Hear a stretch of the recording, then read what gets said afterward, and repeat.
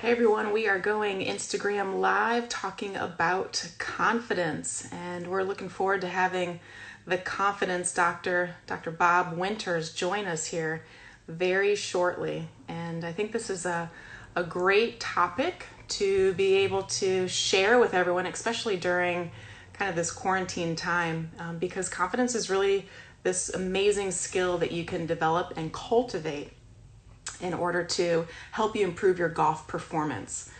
So as soon as we get Dr. Bob in here, we will be able to get started with some awesome content that we have planned out for everybody. You know, a lot of players come to me asking how can they be more confident, and here's the confidence doctor himself. He's going to be sharing a lot of his thoughts. How you doing, Dr. Bob? Hi, Dr. Allison. Great. It's great to be here with you this afternoon. Now, Yes. how are things there in Los Angeles? You know, I don't want to brag, but we are sunny. We're in the upper 80s, and golf courses are slowly starting to open back up. So Well, life is actually pretty good here in SoCal. How about in Orlando? well, on the other side of the country, we're 3 hours ahead of you, and it's beautiful weather here, about 85 degrees and sunny, and things are starting to open up down here. Obviously, a lot of my friends up in Pennsylvania, one noted author, Tom Coyne, he's very excited. The Pennsylvania golf courses have opened up the last couple of days. Courses in Georgia and Louisiana. So, hey, we're here. So it's a great day to talk about confidence, and very Yeah. excited to be with you. Yeah, I'm seeing a lot of my students pop in, and I'm super excited to share this with you. And I think why this is such a great collaboration, you being a sports psychologist, myself being a sports psychotherapist, your specialty being the confidence doctor. I love you coining that term for you. But I Yeah, think now is as good a time as ever to really begin building confidence for players, especially with us having limited access to maybe hitting balls or working on mechanics. What a wonderful time to start to work on our mind and kind of look at some things in our past and our history that we can heal from, and also build a good platform to have some great confidence when it's ready to get back out on the golf course. absolutely. I mean, there's no greater time than to build confidence than right now. And we always say, when should I start? Well, you should have started yesterday, right? But today is the tomorrow you were preparing for yesterday. So here we are. And it's funny when we start talking about confidence. I mean, everybody speaks about confidence. It's the one ingredient, quality, skill set, characteristic, whatever, that everybody wants. Every confident. We hear it all day. We talk about speak with more confidence. Walk, talk, act with confidence. Be your own self. Be confident in your own skin. And a lot of us have a hard time doing that because most of us, our confidence sort of waxes and wanes like, the drifting wind. So that's really what, you and I are in this business for, to help people understand what it means to be confident, why you want to actually develop and maintain your confidence, and do everything you can to enhance and protect your level of confidence. So that's probably a pretty good place to start. Yeah, definitely. I'd love for everyone who's watching to understand a little bit about your perspective and my perspective, where we're coming from, because I think you and I both have shared that we've got a unique background, not only as players, as teachers, as licensed clinicians to help people, but share with the viewers a little bit about your background and how you've gotten to be accumulated over 45 years of sports psychology background to help players be their best. Well, got into this field, Dr. A, when there really wasn't a degree to be had. So I found out from a very early age I was extremely small. And I'll just share a little story. The very first day when I went to school at Ball State University, I was 18 years old. And I was a walk-on. I wanted to play golf with the team. But you have to understand, I was only about 4'11" and about 92 pounds at 18 years of age. And when I walked into the coach's office, I asked the secretary if I could talk, to the head coach. And she said yes. And I told him, I said, hi, my name is Bobby Winters. I live in Indiana and I love to play here for the Ball State University Cardinals. And he looked at me and he said, well, he goes, listen, I would love to help you, but tell you what, we'll follow you for the next 3 or 4 years, and we'll see if you can make it here. And I'm going, 3 or 4 years? I said, well, I said, I'll already be graduated. He goes, yeah, you'll be graduated from junior high and high school, and then you'll actually become the college. I go, no, coach, time out. I said, I'm a freshman here. He goes, where? I said, at Ball State University.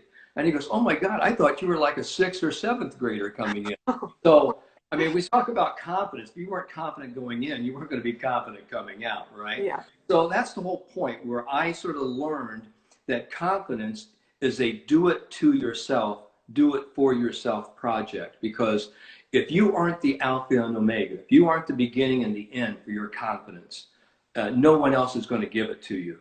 So you really have to be a self-fulfilling prophecy for yourself. You have to create confidence on your terms. So when we start talking about building confidence, it needs to be self-directed confidence, confidence that helps you feel good about you, no matter what anybody else thinks. And that's really one of the most important things about building long-term enduring confidence is that I like who I am.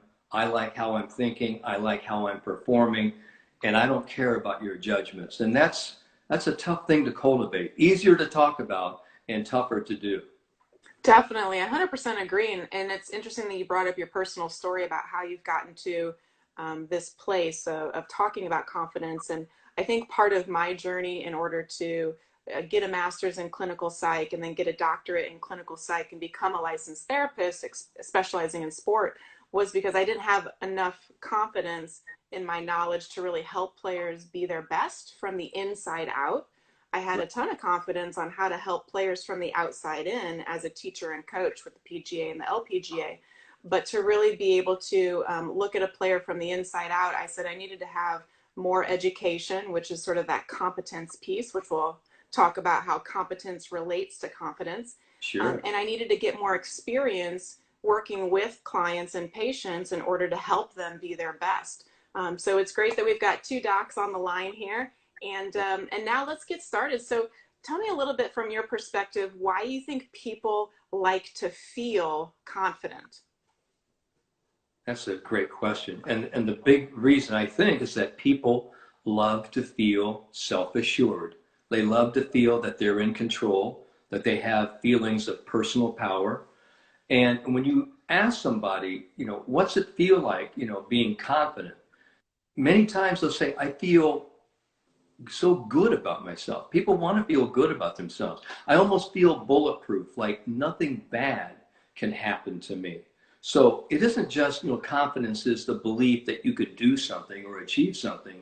It's also the same way that, wow, I won't get hurt. I don't really feel so emotionally vulnerable. I don't feel like I'm going to embarrass myself. Or I'm not going to fear failure.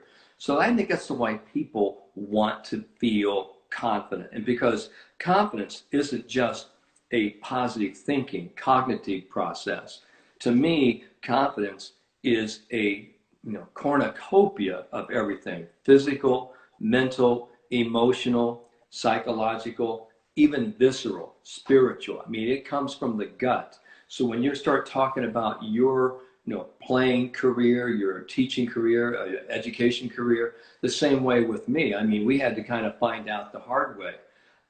You and I were sort of both docs who said, hey, if I'm going to, walk the walk, I better be able to talk the talk. And so for what I think, knowledge is power. And so when we start talking about confidence, the more that I could actually find out how I could help myself, I'm now been able to transfer that to all of my students, and I think you have as well. What do you think it is? Yeah, that feeling, it's really hard to describe, but I think everyone who's watching, we all know what it feels like to when we are confident. And I think we know what it feels like when we're not confident. And the feeling for me is certainly like that moment of certainty that I feel like things are going to turn out in a favorable way or a way that I can predict. When I look at confidence, it brings me back to kind of Psych 101 when we think about hierarchy of needs from Maslow. Sure. And for all of those who going back to your 101 classes, that hierarchy of needs is you need to be able to fill safety, social aspects, emotional aspects. And at the very top of this pyramid is this feeling of self efficacy, which is that conviction, that belief that if I do something, there's going to be a certain outcome. So if I practice smart and I practice diligently, then I will be able to compete in a competition in a favorable way. Maybe not win, but I'm going to do things that I know that are going to help me be the best that I can be. And then I look at the feeling of confidence as being the strength of that self efficacy. So, how intently do I believe that if I practice this particular way, this certain outcome is going to happen? I think when I look at how my business has branched out to public speaking, and you do a lot of public speaking, you presented to the PGA, and I've seen you present, and you're wonderful at it. I Yeah. don't know if the very first time you presented, you felt super confident in it. I know the very first time I presented, if I could go way back, I'd do it much differently. I wasn't super confident in it. I know what that feeling is like. And so I'm attracted to the feeling of confidence because it makes me feel brave. It makes me feel safe. It makes me feel like if a challenge is thrown my way, I'm going to be able to overcome it. And I think when we look at the science behind the feeling of confidence, there's some certainty there that certainly feeling confident is going to help you move farther along in your golf game than certainly not feeling confident. Well, I think there's a really big misnomer, or a lot of people think that all the great tour players that play, professional golf are all super confident, and that's, one of the big lies. All right, that I'll just dispel that myth right here.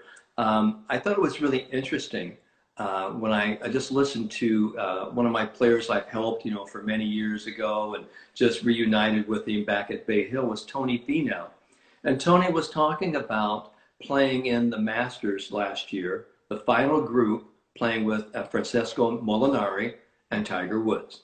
And obviously he was playing with his hero. And as he was walking up to the tee at Augusta, and for all those who've been to Augusta, it gets all tight space, and it is, just heaven on earth. And he said, I've never seen so many people, so much good wishes. He goes, it's really unnerving. And someone asked him on this podcast, were you nervous? He goes, well, yeah, I was nervous, but it wasn't like the nervous that I think you're thinking about. He goes, it wasn't like I was in awe of Tiger or Francesco or, oh, here I am. He goes, I was nervous sort of with the anticipation, this anticipatory anxiety that this is my time. But he said something I thought was really important, and I've talked about this with him and with almost every student I have. It's that, have you put in the time? Do you really believe you deserve to be there? Sort of what I call sweat equity confidence. And when people say, I've earned the right to feel confident, I've earned this. And that's exactly what Tony said. When he stepped up in the tee, yeah, was he nervous? Yes. But because he's done this and he sort of reminded himself, I've earned the right to be here. And I've actually sort of said, okay, here we go. This is my time. And that's really where the possibility thinking. So being confident doesn't guarantee success, but it gives you the chance to find out how good you can be. And I think that's just a great story because we hear everybody going, wow, confidence, guarantees success. It doesn't guarantee success, not at all. But it does give you the chance to see if you can tap into that developed talent, that developed potential, and give you a chance to find out how great you can be. So I think that's the wonderful thing about developing this skill that we call confidence. You really hit a good point. Confidence does not guarantee that you're going to win a tournament, that you're going to hit that straight drive off of number one, that you're not going to fail. It's not a guarantee, but I think it certainly allows you an advantage, an opportunity. When we are confident, our thoughts are moving differently in our mind than when we're feeling unconfident. I think about the moments that I enter in a situation that I'm not very confident, my thoughts tend to race significantly faster. There's a lot of input from different committees going on in my mind. And then when I think about making decisions when I'm confident, the thought process is a lot more streamlined. it's a lot more decisive. There's a lot more certainty. It doesn't mean that I'm still going to win the tournament, but I think that there, like you said, an opportunity, there's a better chance for me to perform the way that I want to. And I love that story that you talked about Tony Finau. And it makes me think of Annika back in the day when she was a teenager going into college, and how she didn't feel confident winning a tournament and speaking in front of a crowd to thank people Yeah. for thank you for the facility, thanks to the head pro. She didn't feel confident in her presence of just being in front of people. And how do you get that confidence? So for our people that are watching today, they're probably all asking, how do I build more confidence in my golf game? Just like Annika Sorenstam learned how to be more confident speaking in front of groups. What are some of the tricks that you like to share with your students and clients? Well, the first thing I always ask every one of my players is I ask them, what's your dream here? What's your aspiration? Where do you want to go? And then I ask them, are you good? I mean, I ask them, and they're almost like, wow, that's like a great playground question. It is. Because when we're little kids, it's really good, right? When we go play. Little kids haven't learned fear yet. They just go out and want to go play. So when we actually choose up sides, we intuitively know who's really good and who's not so good. Because if you're really the first one picked, wow, we want that person. That builds confidence. But if you're one of the last ones picked, you're like, good. You're almost validating your level of incompetence. But when that person does something good and they actually contribute, to the team, the next thing wow, their shoots up. So I'm always that. So when people say, yeah, I'm good, I go, okay. And how do you know that? Because that's the most important thing for every one of our players to possess. No matter if you don't get anything else out of this, information podcast today, this is what you need to get. When you step up on that first tee, really, what do you have control of? You have control of your thoughts, your attitude, your time, your ball. It's all about you. And you need to believe in your talent, whatever level your talent is at that, whether it's on the first tee or it's a shot or whatever. And I like the word believe, because when we talk about faith, we talk about belief. That's sort of the backbone of all confidence. The word believe, if you don't believe 100% that ball is going to your target, or that you've got a good chance of being in the word believe, in the middle of that word lie. You're just lying to yourself. And that's the whole point. You've got to get to that point where I believe, that good things are going to happen. Regardless of what's happened in the past, regardless, whether you're jumping into the future, I need to be right here. And this is what I'm doing right here. That's the most important things I think we can help people with, is giving yourself a foundation to grow in confidence right with one shot. Because the one shot is the beginning of this thing we call positive momentum. And that's really what confidence is all about, is getting yourself on a roll and having a little bit of success, and then accumulation of all those successes at the will be this residue that we call long-term enduring confidence. I did that. And that we can put in our memory bank and actually that to propel ourselves going forward. But that's sort of how I see it, how we get started. Get started with your people. Yeah, that's a really great point. That collaborates nicely with what I've used in the past called a confidence resume. And as we get some questions coming in from our viewers, I'll also integrate some of those answers in. And one of our viewers has asked, Good. what did I learn from my first PGA presentation to now? And I think about what a confidence resume is. And I'm really big in my clinical work looking at past experiences and past failures, things that would cause PTSD or athletic traumas, and then helping athletes and golfers heal from that. And a confidence resume to me is creating a hierarchy and a list of all the times that we've had successful performances or performances that we've been able to learn from to help with that forward momentum that you've mentioned. And so when I think about maybe the first presentation that I made 10 years ago and the 10 to 15 presentations I've had since then, I think about the building blocks for each successful presentation or each successful tournament I've played in. What are some of the wins from that? So what are some of the areas that were really strong for me? And then what were some of the areas that I wish I could improve? And now I've got a foundation to be able to build the skill to make that next scenario even better. When I look at a confidence resume, let's say I'm entering into a tournament and I'm not feeling so good about my driving accuracy. I'll create a list of all the times that I've driven the golf ball really, really well, being as vivid as possible with what course it was like, what was the scenery like, what did I smell, what was I wearing, what did I feel, and create a very vivid memory and recall that memory when I'm not feeling so confident. So when I'm standing on the tee box, I can go back to that confidence resume and say, well, here's all the times that I've actually done really well. And I can use that to sort of combat the negative feelings or the negative thinking that's going on in my mind. And I really love for my students and clients to go through every single club in their bag and create its own confidence resume. So if you start to struggle with your putting, then you go back to all the times in your life that you've actually been a really great putter and you recall those experiences to kind of boost your internal experience to say, you know what, maybe I'm just having a little bit of a slump or I'm just having a rough day, but my history tells me that I am competent enough, I am skilled enough to be able to be successful. Now, the opposing argument would be, well, what if I'm a beginner? And what if I have no experience whatsoever? Well, think back to times that you've been a beginner in other areas of your life.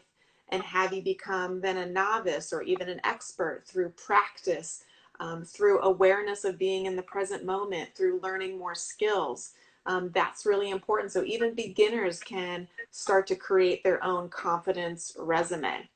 There's a great question that just popped in here. What do you think about this, Dr. Bob? Can poor confidence be a byproduct of overthinking? Well, I think you actually, very good question, by the way. Can poor comp be a result of overthinking? Is that really what's the question? Okay, so here's really the thing, is that Yes. a lot of people get very cerebral. They almost overthink everything. We always talk about the paralysis via overanalysis. Uh, when a person is really overthinking too much, really what's happening is that's exactly what's going on. When you hear people say, wow, this person's conscious, he or she's playing out of their mind, that's exactly what's happening. They're not stating these reflective thoughts in their mind, because what's going on in their mind, and you're talking about having a confidence resume of really good thoughts, good memories. But here's the the double-edged sword of visualization that most people don't know, is that a lot of people visualize, but they moments and they process those over and over ad nauseum again.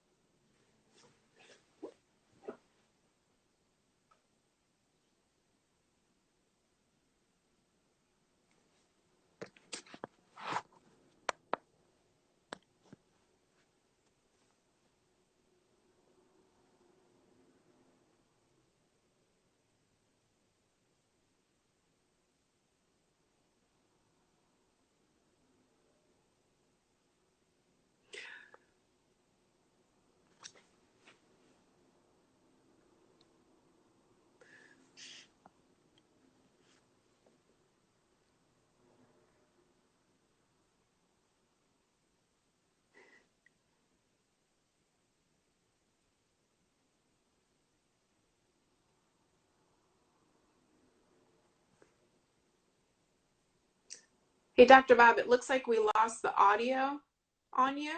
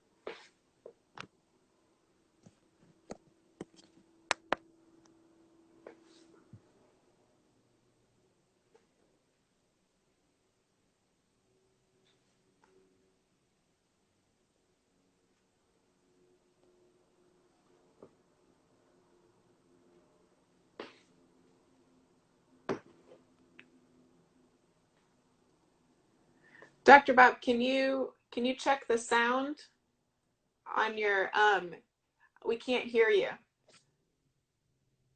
Yeah, is your sound muted?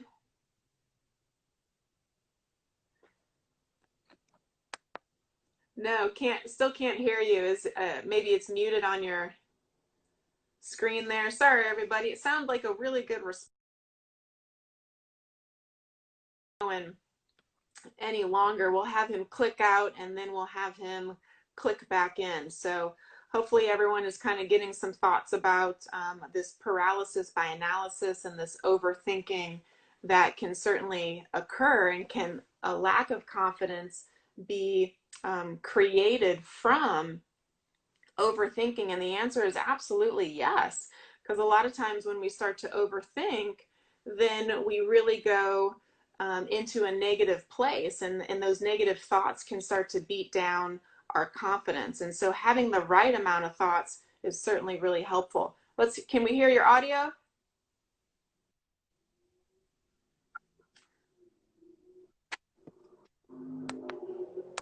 Can you Yes, now we can can you hear hear me at you. all? Great. Yes, perfect. Can you? Thanks for clicking out and clicking Yeah. back in. Okay, good. Perfect. Awesome. Yes.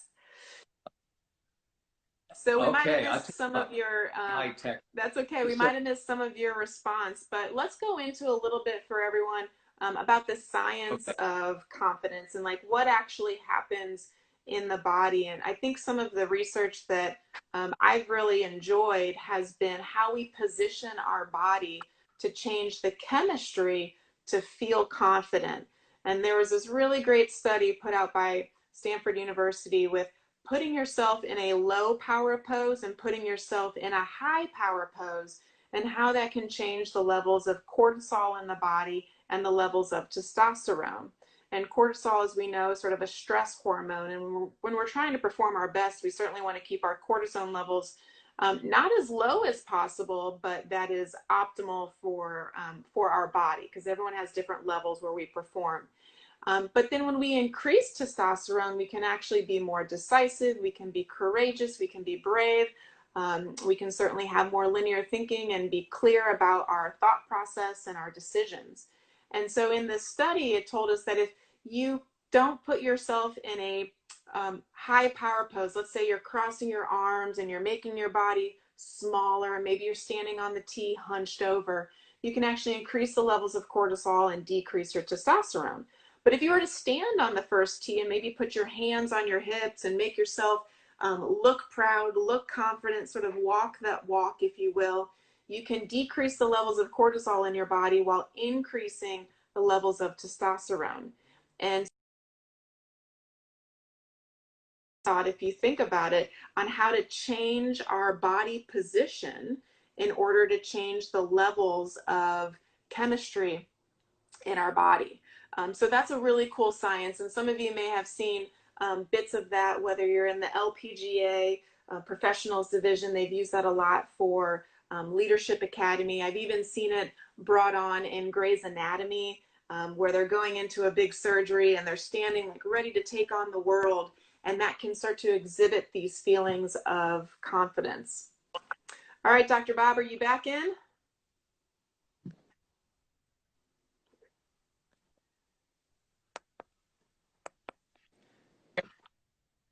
I am Yes, we can back hear in. you now. I know we're across, the continental United States, and I'm sorry I can through, but I saw all the postural things, but and I didn't know if you talked about the Yeah, so we were hormones, just talking related to about confidence. those Hear me levels of okay? cortisol and testosterone. We can hear you just fine.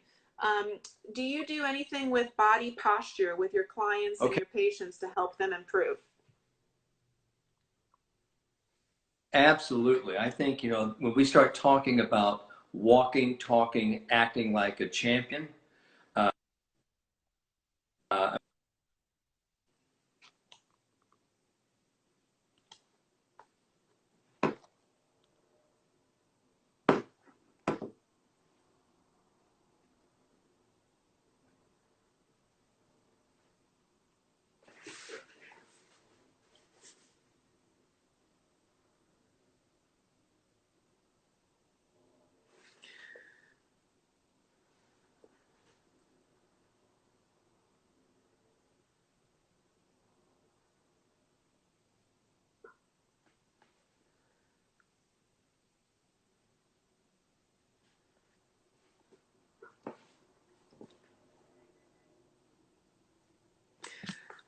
Looks like again, it looks like the sound, Dr. Bob, we can't hear you on the sound, and it might just be that Wi-Fi connection. Let me have you connect back in. So the next thing that we're going to talk about is Dr. Bob is going to come back in is sort of why do people how do people regain confidence once they've lost it? So maybe you've actually played a lot of great events, and the next thing you know, you have a big failure, or you have a tournament where you play really poorly, and all of a sudden you don't perform the way that you want to anymore, and your confidence starts to get depleted. And I think part of that is where our thoughts go when we start to have a failure. So maybe we've actually played really, really well, and then we've gone down this path of I've had maybe a slump.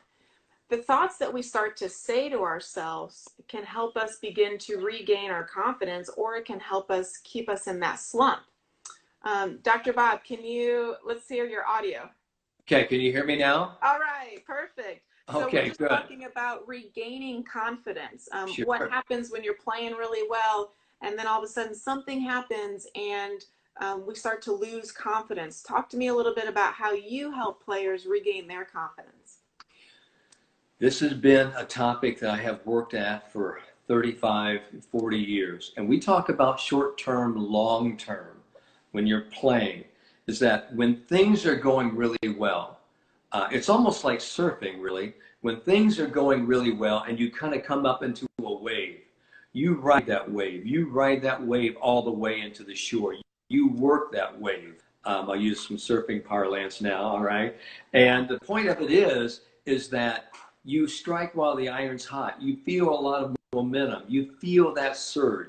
But when you fall off the board, or the wave starts to sort of flatten out, what do? Well, you then have to take sort of a long-term approach. Instead of forcing the issue, what you need to do is just sort of say, okay, I'm going to stick to my process, stay patient, really work and hit some solid shots, and build a little bit more momentum. It's the same thing as a surfer going back out, trying to catch that wave, looking for the wave, and that wave starts to build up again. So a round of golf, regaining and sort of reclaiming that confidence is just kind of the ebbs and flows. So we're always talking about short term and long term. Short term, you strike while the iron's hot. You really can really make honey there. But the point of it is, what we have to do in long term, we have to have patience. And one of my Dr. Bobisms, and I've said this for years, is that patience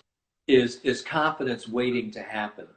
And if we take a look at one of the very best players in the world that regains confidence, that loses it and regains confidence in a round, but you wouldn't know it just to be looking at them, is one Tiger Eldrick Woods.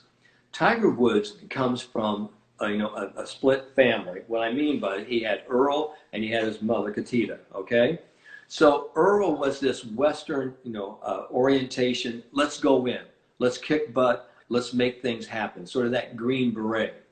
But his mother, who was a Buddhist, had that Eastern philosophy. Stay patient. Let the opportunities arise. Then, when the dragon shows his head, take the sword and cut his head off.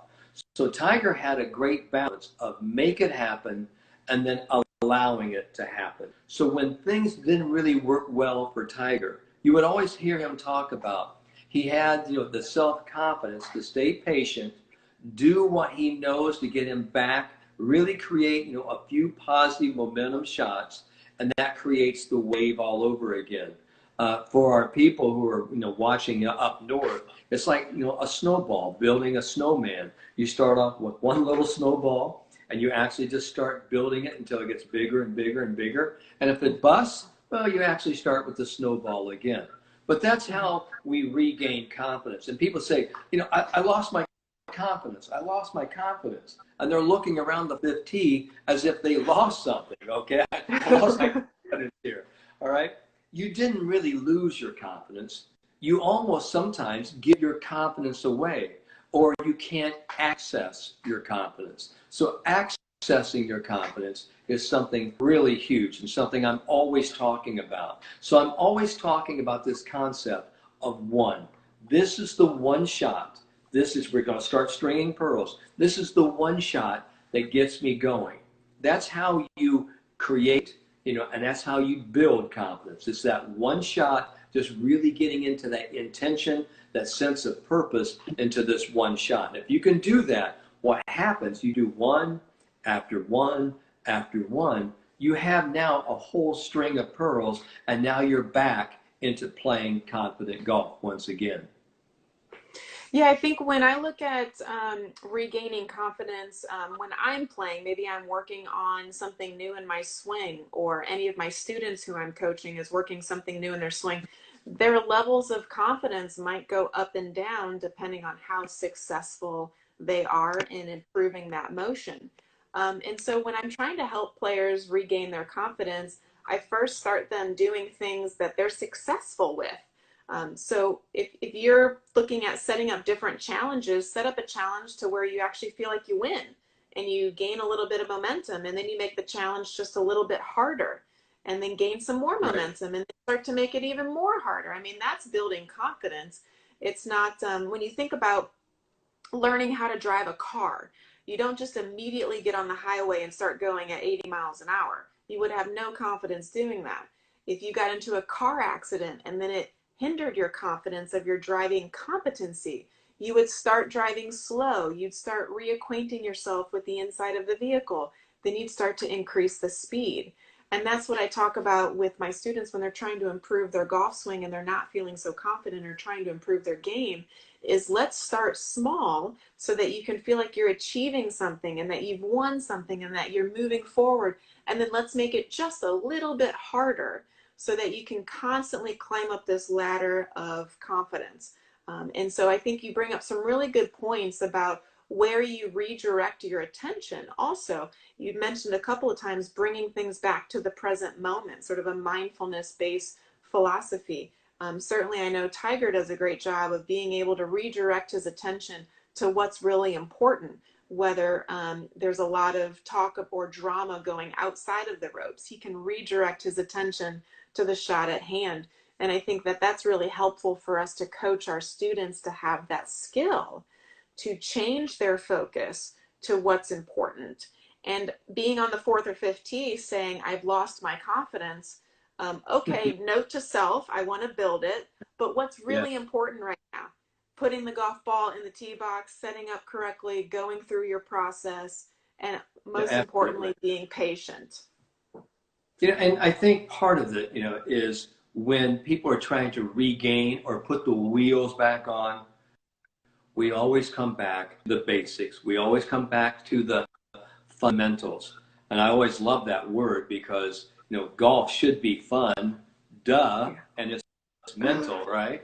So Right. the point of it is that I always ask my players, okay, if you're going to regain your confidence, and I really like what you alluded to. You're kind of going back into your memory bank. Okay, if I've got, a swing thought, something that really works for me, something I can really anchor myself to, and okay, I'm going to actually just do that one thing, just that one simple thing. That can help create, a seed spring of confidence. I remember asking, the late great Sam Snead, and I said, you probably have all these different thoughts, all these different ideas about swinging a golf club. And I remember because he was getting ready to practice, for the Masters. And a lot of people think when they would see, the great Sam Snead tee it up, be one of the honorary starters, that he hadn't hit a golf ball for a long time. But that was absolutely false because, Sam was actually practicing. He had a lot of pride. He wanted to actually hit that golf ball 260 yards down, the number one fairway. But I asked him, he said, Bob, he goes, it's one thing. He goes, I just want to feel oily. That was Sam Snead's cue. That was his image. I just want to feel oily. So for every one of our players, we always try to give them one thing, one swing cue, something that always works.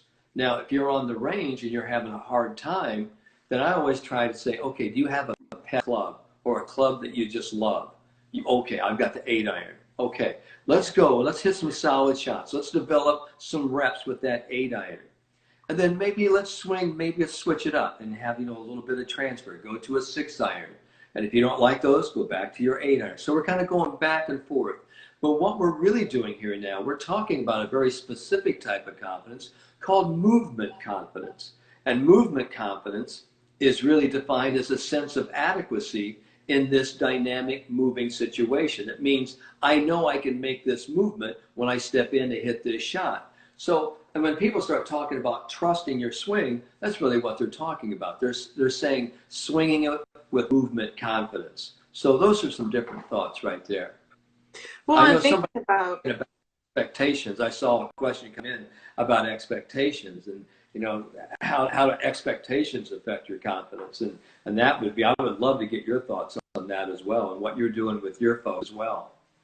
yeah, that's a great question. And when I think about movement confidence, it leads me into expectations. And I think sometimes expectations can be what I call an intention hijacker. So they can really take your attention and hijack your process, your movement confidence, because now your attention is focused on the outcome, the expectation. So perhaps you have an expectation that you're going to go break 90. You've gotten close to 90 or 91, 92, 93. You have an expectation that you're going to break 90. And you go out into the golf course, and maybe your skill is built up enough to where you have the potential to do it, but you become distracted with the idea of wanting to shoot that score. You become distracted with the outcome, the expectation of it. That's where I think things really start to hijack our attention and our performance goes down. I think we would be much better suited to be focused on the process of the present moment. Like what are my controllables? My controllables are how I set up, how I grip the club. My controllables are my movement confidence. If I put in the time on the practice range to create a repeatable motor pattern that I know can sustain under pressure, under nervousness, under wind conditions, etc. And so when I have that feeling, I'm not worried about the end score. I'm not worried about what happens at the end of the day. It's really what can I do in the moment to hit my shot. And that's sort of this mindfulness and this presentness that we need to really make sure that we stay with. So we lost Dr. Bob there for a minute. We're going to pull him back in. I know he's got some great thoughts about that. When I think about expectations, I like to think about expectations and then completely forget about them. So I might have an expectation of over the next 6 months, I'd like to try to shave 1 or 2 shots off my game, or I'd like to lower my putting average. But then I'm just going to set that to the side, not have it be present in my mind.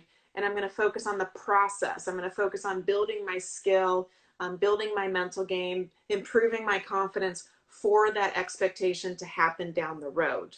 So what are your thoughts on expectations and non-expectations? Well, I think expectations really get in the way.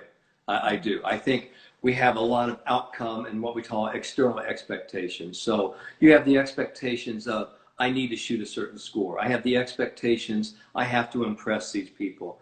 An expectation really is a preset standard of performance that suggests this is the way things have to be, or should be, or could be, or I hope that they will be.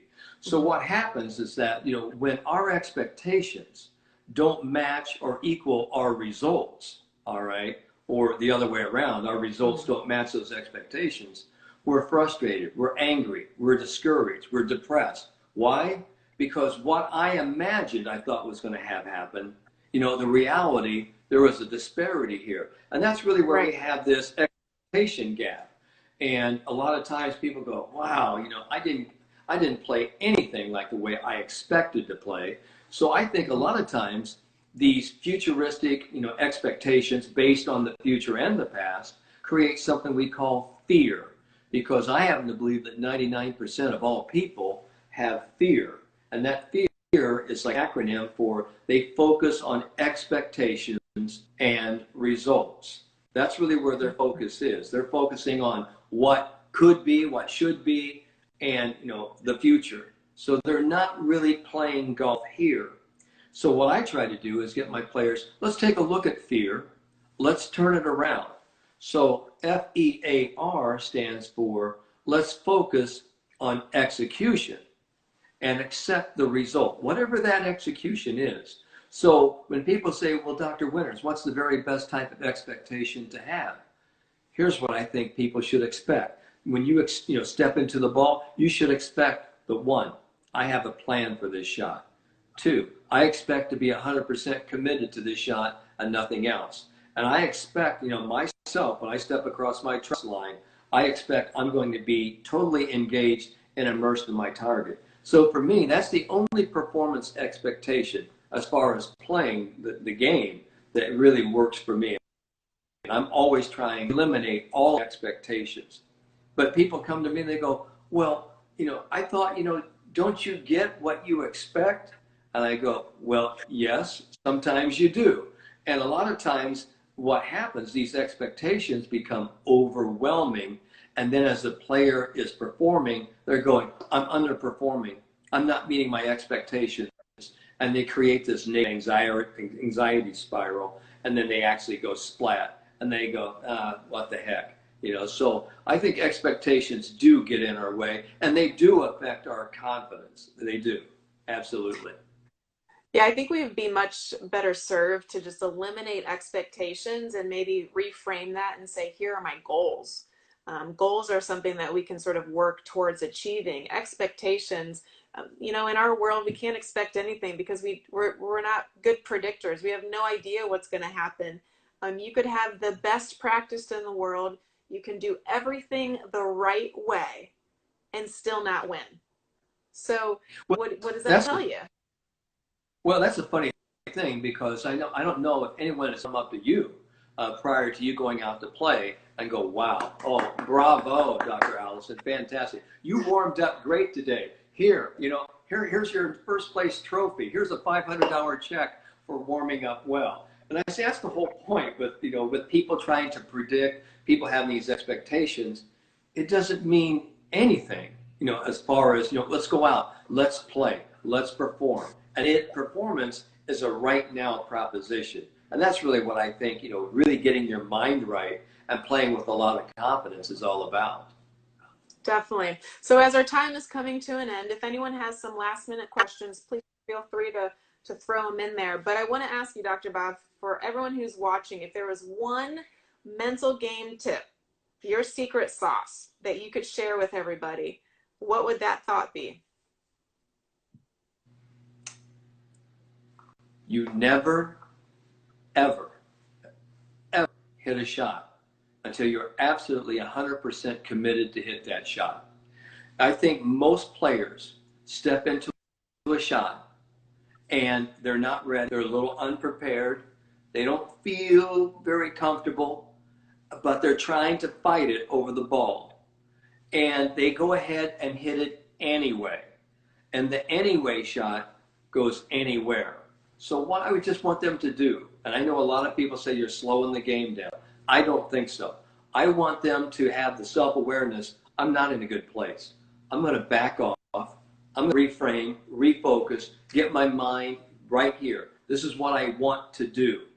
I mean, Nike made billions and billions with 3 words. Just do it, right? Versus Right. everybody stepping into the ball going, well, I don't want this to happen, and it Yeah. ends up happening. Never ever hit a shot, because I want people to remember this. That golf ball's not going anywhere until you actually strike it. So you might as well get your mind right. And it's a funny thing, when you get your mind right, that little white pellet tends to go where you want it to go.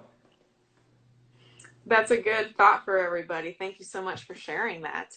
You're I would say welcome. that the one thing that I would want to share with everybody about the mental game is become a master of variability. Because if you expect there to always be a flat lie or a good lie, or your 7-iron to go 150 yards, or you to never 3-putt, if you think that these things stay stagnant, they don't. You're constantly evolving, you're constantly changing.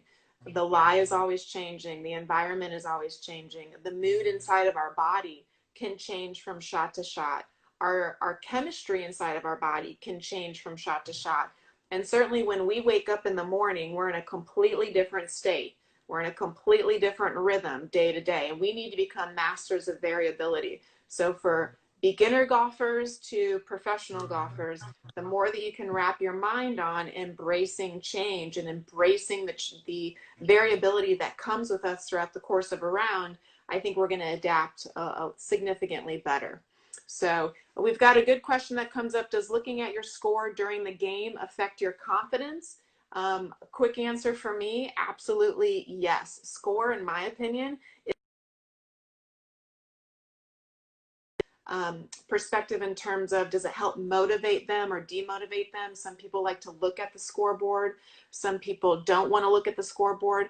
I think if you're focused on your score throughout the game, and let's say it's a negative score, then that certainly can affect your confidence. If you are having a great score, maybe that boosts you up. But ultimately, I would say take away that distraction of the score and really just focus on the shot at hand and the process at hand. Dr. Bob, what are your thoughts on looking at score throughout the round? I think people suffer from what they're always looking at the score. They start playing a different game. They don't play golf. They play the game of how am I doing? You know, what's my score? Am I going to win? So they get distracted. So their mind takes them, you know, someplace else other than right here. You know, I always talk about, you know, really trying to play the game, you know, one shot, one moment at a time. I think if you're always looking at the score, it's a detractor. And people are saying, well, shouldn't you know really where you are coming down the stretch? I think that really works for grizzled veterans. People have been there quite a bit. But if you want to play your very best golf, I always say this, how good would you be if you didn't know how good you was, okay, or how good you were doing? All right. It kind of reminds me of the old Satchel Paige saying when he said people asked him how old he was. He goes, "Well, how old would you be if you didn't know how old you was?" I've used that for golf. How good would you be if you didn't know how good you was or how good you had to be? And that's the whole point. Is that I want people to start off the day, quit thinking so much about score, and let's really have a great day, you know, and really have a confident mind, and let's have a goal. My goal for my players is each shot. Am I there for each shot? End of the day, the statistic I want to ask is, were you there? Did you give a great effort on every shot all day? And I guarantee you, when they get to that goal, there are scores and higher enjoyment. And that's sort of how I feel about score. Perfect. That's a great, great place to stop. Thank you so much, Dr. Bob, for joining me for today. I hope everyone enjoyed our conversation. Sorry for the tech issues back and forth, but I think we shared a lot of great confidence, information about confidence to help make our players even more confident. So hopefully you got some golden nuggets today. It was so great to see you, Dr. Bob. I'll see you soon. Thanks, Dr. Allison. Thanks so much. No, take care. Take care. Okay, bye bye. Bye bye.